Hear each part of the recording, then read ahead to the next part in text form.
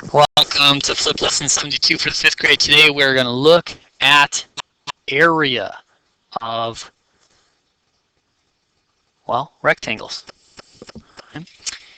And so what we want to look at today is understanding, well, how do we actually solve for area? It says a store owner bought a rug that had dimensions of 4 feet by 6 feet. And so we have this idea. We have 4 feet by 6 feet. And we can see the grid pattern here helps us understand what we're looking at here. We're not looking to find the black outline around here. That's called perimeter. Instead, we want to know about all this space inside of here. All of this in here, right? That's the area. And so in the end, we're not just going to count the outsides, but really we need to count all these individual squares on the inside. Now, normally you don't have graph paper, you don't have paper to go around counting every single one of those. So there must be an easier way to do that. And that's where we're going to plug in this formula right here. All right? It says A equals L times W. So area equals length times the width. So let's use that idea, right? 4 would be our width, 6 would be our length, our longer side, so 6 times 4. 6 times 4 equals 24. And this was feet, and this was feet. And since we multiplied, technically we're going feet times feet, which would give us square feet, right? Because we're looking at this shape, right? Squares. How many little squares fit in there, right? Another way to write that is feet squared, right? So we have that idea. We're going to multiply our length times our width, and then we're going to have a label of square feet or feet squared. Written either way is acceptable.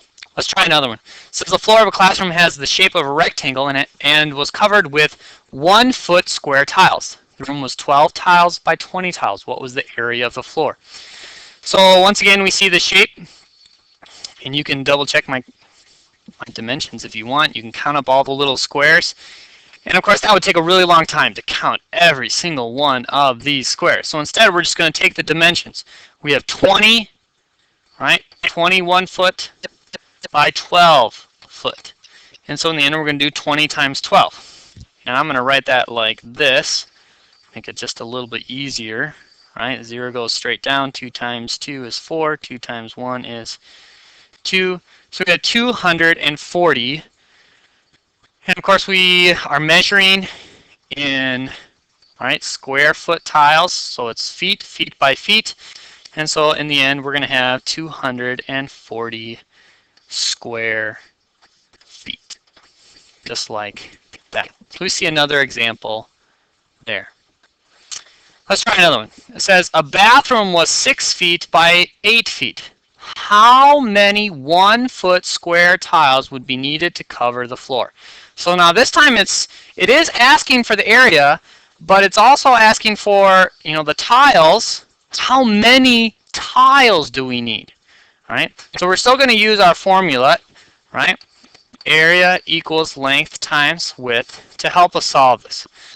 So our length is 8 feet. Our width is 6 feet.